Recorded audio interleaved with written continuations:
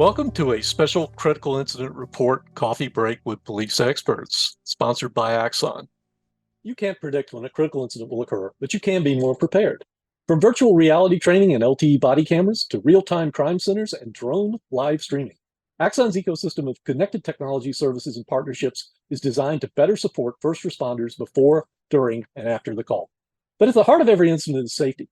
So Axon's Officer Safety Plan bundles the latest and greatest technology for officers to protect themselves and their communities, including taser energy weapons, body cameras, digital evidence management, and more. Plus, with the Officer Safety Plan, you get access to time-saving tools and features like records management, redaction and transcription, and third-party video playback. With Axon, everyone is better protected when everything's connected. Visit axon.com/policemag to learn more. I'm David Griffith, editor of Police Magazine. My guest is Johnmichael O'Hare, Business Development Director of Cobwebs Technology. John is the former commander of the Vice Intelligence and Narcotics Division for the Hartford Police Department. Prior to that, he was the project developer for the City of Hartford's Capital City Command Center, a real-time crime center that reaches throughout Hartford County and beyond. He is also a highly decorated former gang intelligence officer. John, thanks for your time today. Thank you, David. Appreciate it. What is the Cobwebs web investigation platform and how does it work? Okay, great. Here we go, right? The company I work for, Cobwebs Technologies, we are an open source intelligence platform. So we actually call that Tangles. That's our platform for open source intelligence. So we're basically software as a service. We are something that you could utilize from any PC, laptop, anywhere in the world. We are a conduit to getting you information on the open, deep, and dark web. So typically, this is tradecraft that investigators used to do manually. We we aggregate that for you, collate that for you, and deep dive that for you, and act as a force multiplier, because open source intelligence is exactly that, right? It's intelligence that's out there that you can find through publicly available information. To kind of dive into information that you need critical to your investigations. And I think open source intelligence has become a lot more relevant in the last 10 to 15 years as it's appreciated for its value. A lot of the high side individuals think that everything on the TS side is the most important, but I think you find most of your information, your relevant information, through open source gathering. So what we do is we aggregate that, we make it simple for you to search. You start very simply with a name, an email, a phone number, anything associated to a plethora of accounts. We do 40 plus social media accounts, including open, deep, and dark web, forums, chans, all of those places where nefarious activity and also, some good activity reside. The dark web has a terrible reputation because of all the terrible things down there, but it's not all terrible, believe it or not. You can find newspapers down there.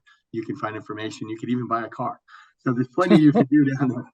Yeah, it's got a whole different world to it, but it's exponentially larger than what we know as the open web, which is kind of what Google finds for us, right? Bing, Google, all those search engines that kind of go across. So we aggregate across all levels. Open, the Google type of indexed web, the deep web, which, login, password, required information, typically social media accounts, and then the dark web. Where you find we textualize that information and bring that back. So phone numbers, emails, you can do association and attribution when you cross all three layers. So when you say open source, it's the stuff we reveal about ourselves online willingly, right? Sure. Not only that, it could be newspaper articles. It could be forums. It's not just individuals revealing information. It's any piece of information. I mean, Wikipedia is open source information. Whether you take it at face value or not is shame on you, right? Because everybody knows how that works, but it's got information in there. If you're researching a location, there's open source information about that. It's not just about individuals, but people, places, and things. So if you have the name of a suspect or perhaps the name of an associate of a suspect, you can search all of these aspects of the web, all of these places on the web using Cobwebs. Correct.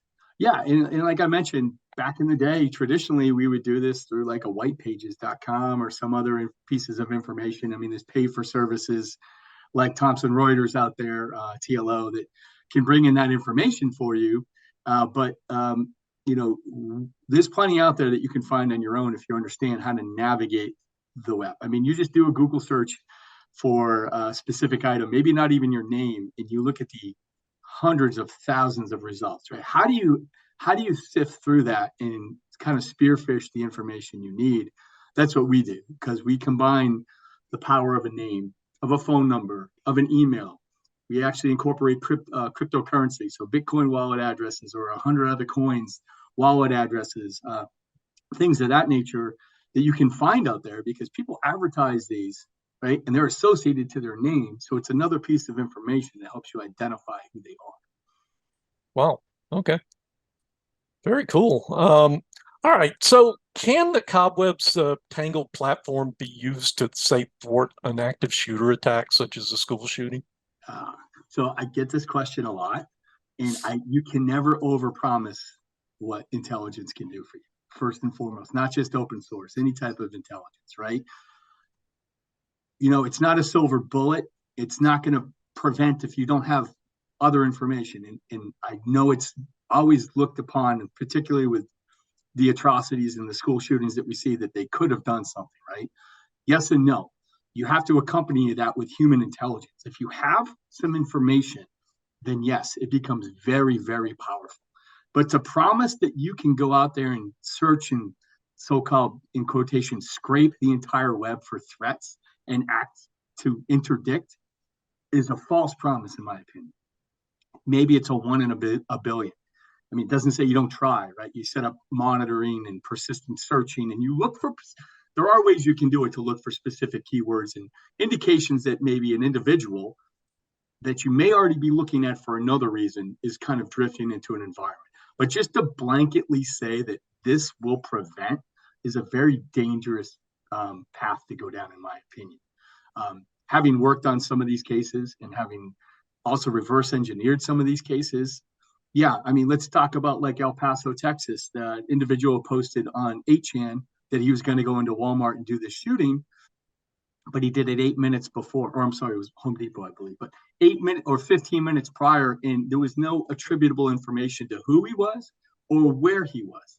So to say that, that's about the speed you deal with some of these things. Manifestos go up online on some of the lesser known corners of the web, like the Chans and the Kiwi Farms and those places that people don't often look at. And then you have to, first off, see it, find it, and then figure out who it is, because there's some anonymity attached to this. So what I say is, if you have information, if you have somebody that's already threatened to do something, that's where OSINT really comes into play, because now you can start to look into them a little bit, a little deeper, due to the potential threatening environment that they're talking about, or indications that somebody isn't right.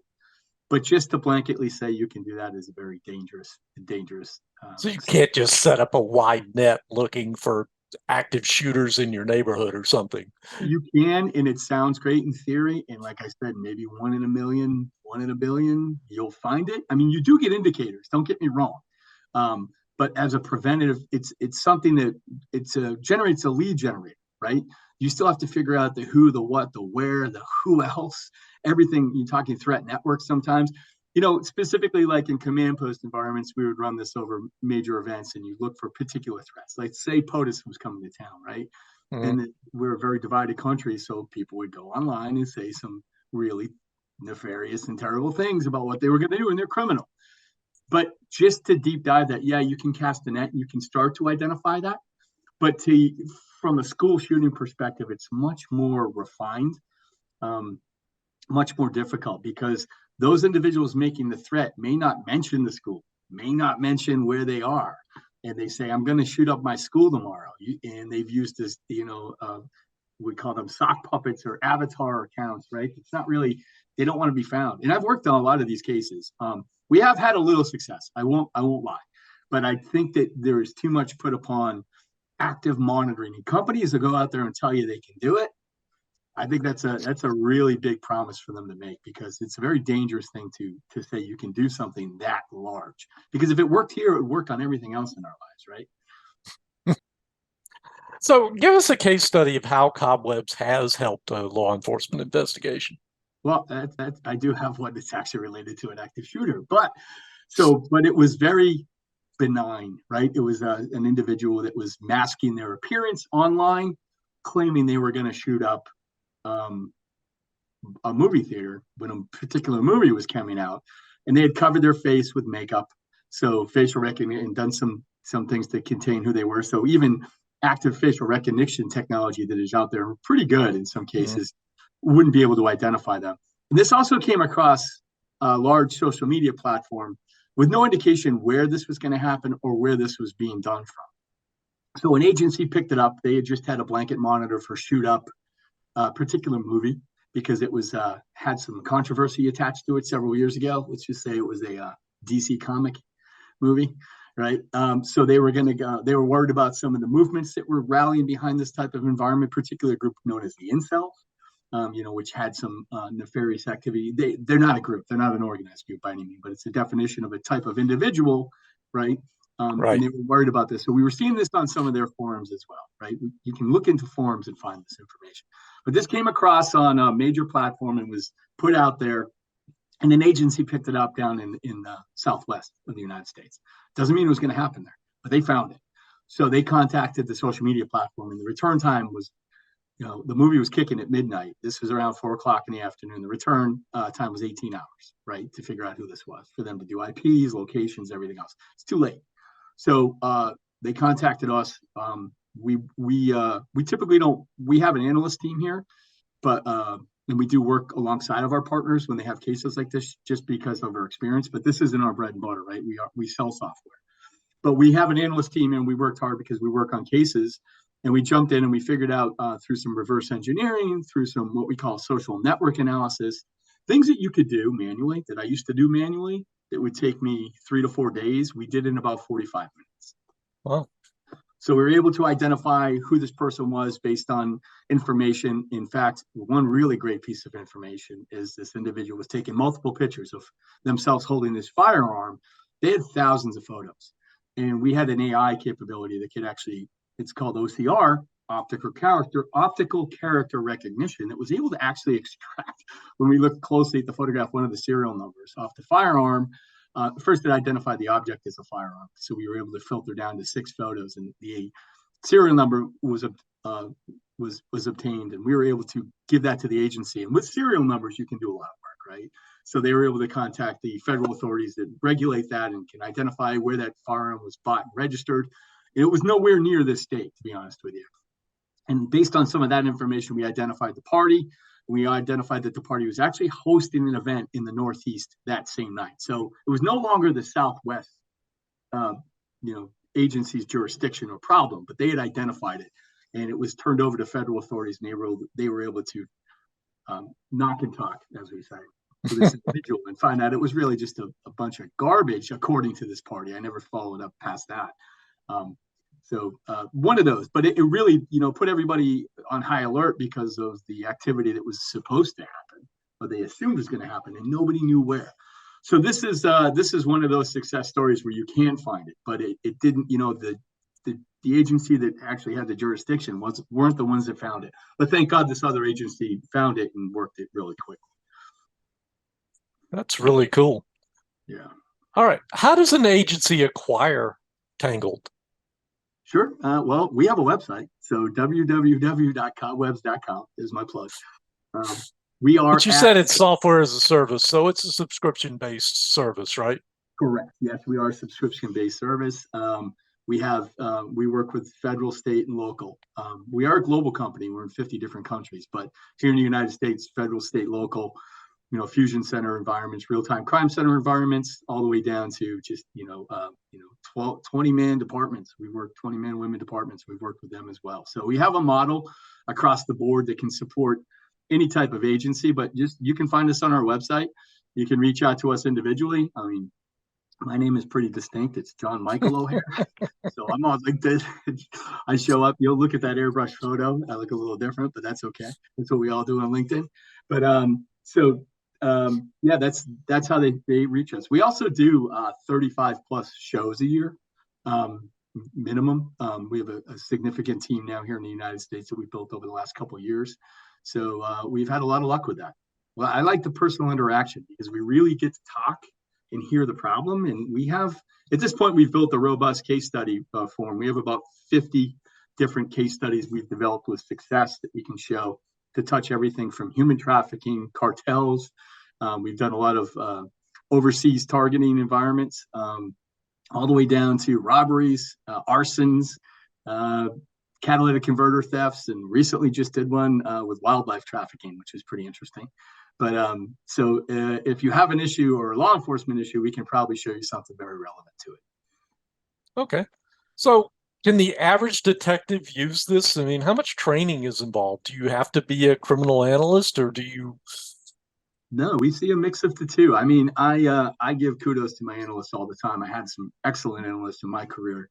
And they really are underappreciated because they do so much. But I like to work with analysts, but I was a cop, so I like to work with cops too, because I hop in this system and I have no analyst training. I just, I know a bit of the OSINT side from my past environment, but it's a lot of fun. So we do have a pretty rudimentary, we call it teachable. We have a online training that we like to give to agencies prior to even, doing some testing with them, so they understand how the system works. And that's self-paced. And then we get in and we do over-the-shoulder training, and we even do on-site training if necessary post-purchase. So typically you can get this done. I like a fundamental program. So what I'm finding is agencies that already have some OSINT tradecraft do a lot better, right? If you're just coming into this, you can't hand somebody a Ferrari key and tell them to go race the Formula One, right? They have to know how to drive a car. So I really do like it when we find agencies that have freeware. I mean, I grew up on freeware. There's a lot out there, and understanding how that works and how we work with it, because we're kind of the Intel feedback loop. There's some things you may step out of our platform to find, including your own records management system, and then come back in. So I kind of like those that have already done this the hard way, to be honest with you, because we just want to make it easier, faster, lighter, and get you the information 60 times faster. Well, from what you said earlier about the case study, it sounds like you guys will actually help an agency if they're dealing with something and they need professional experience. Yes. Yeah. Most of our team come from law enforcement, military, or both. So we have real world experience when it comes to these cases. A lot of us from, agencies that dealt with all sorts of multitudes of types of environments. So, yeah, we actually, although we gave up the badge, the gun, or the creds to get into the PD, we still like to get in the fight. So we still like to do what's right. We like to see results. We like to win. I mean, to say that, we like to see good things happen, right? OSINT for good is kind of one of the hashtags we ride upon, but it's very true. And we have an affinity to law enforcement and the military because of our background. So when they call and it's critical, we don't say no. Awesome. Well, I got to leave you with one last question here, and it's a really important one. I mean, you talked about facial recognition a minute ago.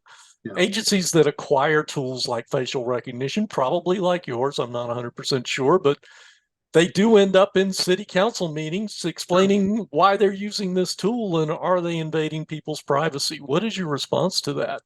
I have a lot of experience with this. So first off, from our perspective, we don't do the traditional facial recognition like you see other companies do.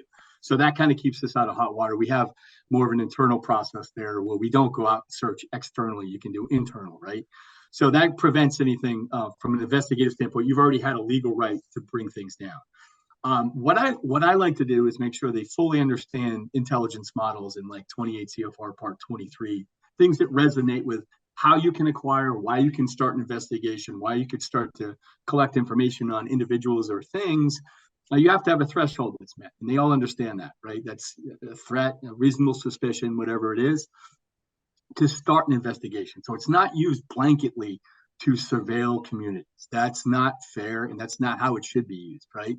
So we have a user end user license agreement, but we also like to see agencies that have a strong policy on how they can use this, because much like Ford used to give Crown Vics to agencies or sell them, they wouldn't tell them how to use it, right? But their policy dictated how they use that vehicle. We hope to be the same. We are a lead generator. I always refer to us as a compass. We'll point you in the direction where the information is, but you're still going to have to do your due diligence and prove that that's accurate information. If it's going to a social media platform and serving them with a subpoena or search warrant, that's what you need to do. So we are the lead generator there. So it kind of eliminates a lot of the legal policy problems from our perspective. Agencies need to have their own. You can follow models from PERF or ICP or wherever it may be that have already kind of blazed a trail on this. But it's got to be used in accordance with your own policies. That's how I usually explain it to agencies. Great, John. Thank you so much. I appreciate it. And a special thanks to Axon for sponsoring this discussion.